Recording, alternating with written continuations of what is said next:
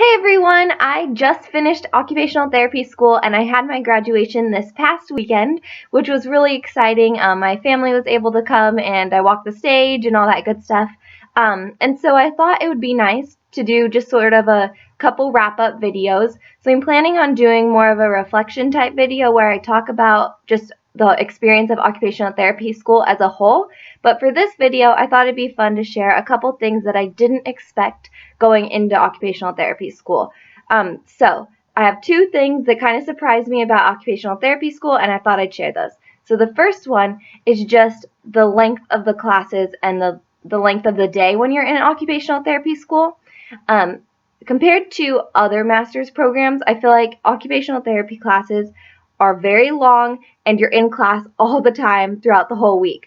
Maybe this is just my program, but I feel like I've heard the same from other programs as well, that the days are just really long and there's a lot of class time involved in getting a master's or a doctorate in occupational therapy, at least compared to other types of master's degrees like an MBA or something like that. We're in class significantly longer, and that was a really big surprise to me going in. I had no idea that just the length of classes and the amount of time that we'd physically be in the classroom was so great. So that was surprise number one.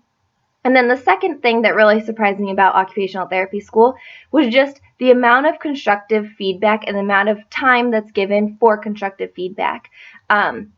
We probably gave each other feedback at the end of every single semester, and sometimes it would be multiple times throughout the semester, which when you're only in school for 4 to 5 semesters, is a lot of feedback happening in 2 years.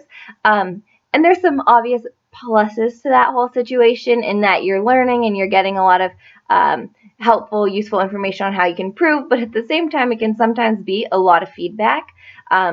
And one thing that I think as a whole everyone in my class probably could have improved on, including me, is just making sure when we do give feedback that we're giving constructive feedback in a way that's really easy to swallow, because especially when you're hearing feedback that frequently, it's nice to have it sort of packaged up somewhat nicely so that it doesn't like tear you down and you don't walk out of the room feeling really devastated.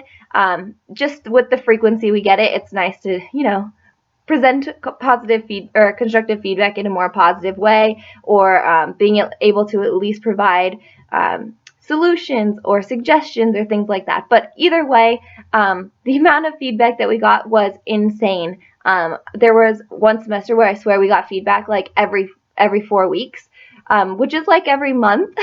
And that's a lot of feedback. You almost don't have time to improve on anything between feedback. So it could be a bit much, and that's something that I really didn't anticipate going into occupational therapy school. So anyways, those are just two things that surprised me about occupational therapy school. If you're in school right now or you finish up school and there were any things that surprised you, go ahead and share them in the comments below. Hope you're having a great day. Bye.